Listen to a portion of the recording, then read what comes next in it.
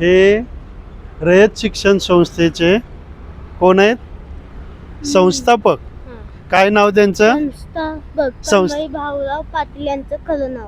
काय नाव? कर्मवीर भाऊराव पाटील.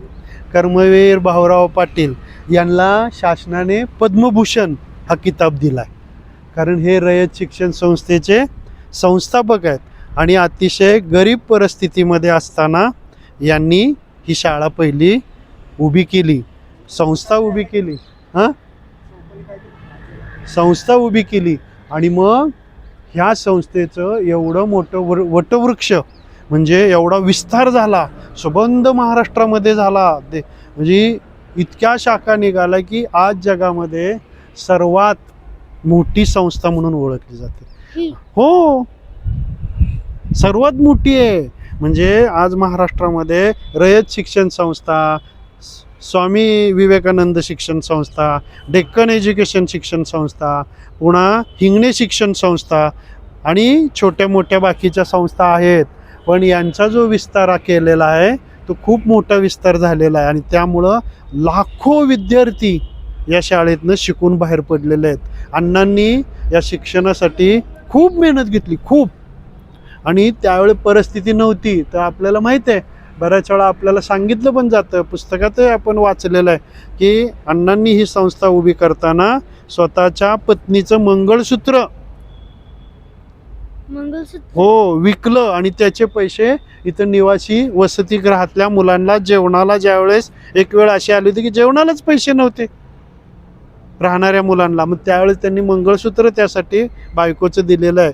असं हा संस्थापक किंवा हे शिक्षण तज्ज्ञ त्यावेळचे खऱ्या अर्थानं ही शिक्षणाची गरज ग्रामीण भागातल्या लोकांची ओळखली आणि त्यांनी ग्रामीण भागात म्हणजे खेडोपाडी ह्या सगळ्या शिक्षण संस्थेच्या सर्व शाखा काढल्या, शाळा उभ्या केल्या आणि गोरगरिबांना शिक्षण दिलं 100 वर्षापूर्वी. म्हणजे 100 वर्ष झालं हे सगळं करत असताना. म्हणून अण्णा हे खूप सगळ्यांच्या हृदयातलं एक देवाचं स्थान आहे, दैवत मानलं जातं. म्हणून अण्णांना खूप चांगल्या पद्धतीने म्हणजे तिथे लिहिलेलं आहे बघ, निज देहाचे झिजवुनी चंदन तुम्ही वेचिला येथे कनकन आणि फुलविले हसरे नंदन स्मृतीस वंद तुमच्या शतशः वंदन स्मृतीस तुमच्या शतशः वंदन. म्हणजे आपला देह चंदनासारखा झिजवला अण्णांनी, असं त्या वाक्यामध्ये लिहिलं आहे.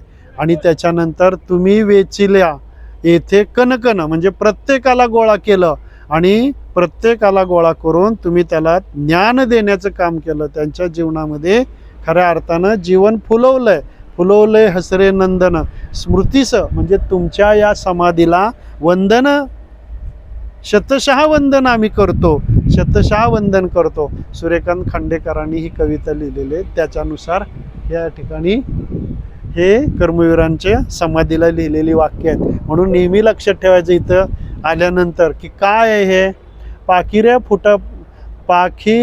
पाखी फुट्या पाखरांसाठी पवित्रसाठी वटवृक्ष रोविला, जो वस्तीला आला त्याला ताटामधला घास दिला. विम कुलकर्णी म्हणजे त्याचा अर्थ काय आहे, जी पाखरांना पंख फुटले, पवित्र झाले आणि ते वटवृक्षावरती असे वटवृक्ष रोविले, जो वस्तीला आला म्हणजे जो त्यांच्या जवळ आला, आधारासाठी आला, निवासासाठी आला, त्यांनी त्यांच्या ताटातला घास दिला. हे त्या कोनशिलावरती लिहिलेलं आहे. हे नेहमी वाचायचं. अण्णांनी काय केलं ते इथं थोडक्यात लिहिलेलं आहे. म्हणून अण्णा खूप शिक्षण महर्षी होऊन गेले, पद्मभूषण किताब मिळाला, डॉक्टर त्यांना पदवी मिळाली. अशा अण्णांना आपणही शतशः वंदन करूया. ही त्यांची पहिली शाळा आहे नाही? हो, ही संस्था पहिली आहे त्यांची. शाळा सांगलीला त्यांनी पहिल्यांदा काढली त्यांच्या मूळ गावी. नंतर इथं हळूहळू भरपूर शाखा झाल्या आणि भरपूर शाखा होऊन हे अशी सगळ्यात जगात 1 नंबरची संस्था निर्माण